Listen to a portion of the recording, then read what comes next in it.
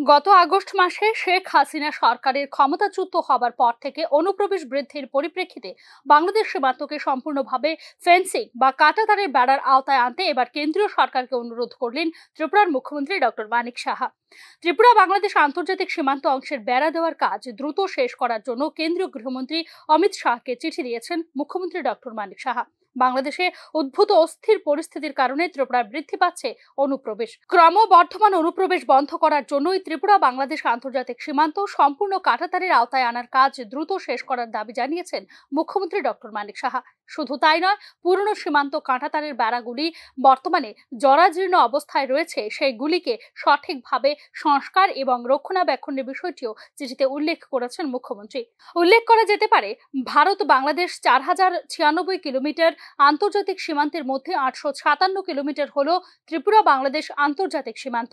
এক্ষেত্রে প্রায় 830 কিলোমিটার অংশে কাঁটাতারের বেড়া দেওয়া হলেও প্রায় 27 কিলোমিটার এলাকা এখনো রয়ে গেছে উন্মুক্ত। বিশেষ করে ঊনকোটি জেলা এবং দক্ষিণ ত্রিপুরা জেলার বেশ কিছু অংশে এখনো দেওয়া হয়নি কাঁটাতারের বেড়া। ত্রিপুরা বাংলাদেশের উন্মুক্ত অংশ দিয়ে দেদার অনুপ্রবেশ চলছে রাজ্যে। শেখ হাসিনা সরকারের পতনের পর প্রতিদিনই রোহিঙ্গা এবং বাংলাদেশে অনুপ্রবেশকারীরা ধরা পড়ছেন রাজধানী আগরতলা সহ ত্রিপুরার বিভিন্ন অংশে। অবৈধ অনুপ্রবেশ শুধুমাত্র রাজ্যের জন্যই নয়, দেশের আভ্যন্তরীণ নিরাপত্তার ক্ষেত্রেও অনেকটাই হুমকি স্বরূপ। স্বাভাবিক কারণে স্পর্শকাতর এই বিষয় নিয়ে কেন্দ্রীয় গৃহ মন্ত্রকের দৃষ্টি আকর্ষণ করেছেন মুখ্যমন্ত্রী doctor Manik Saha. Bureau report, news নাও।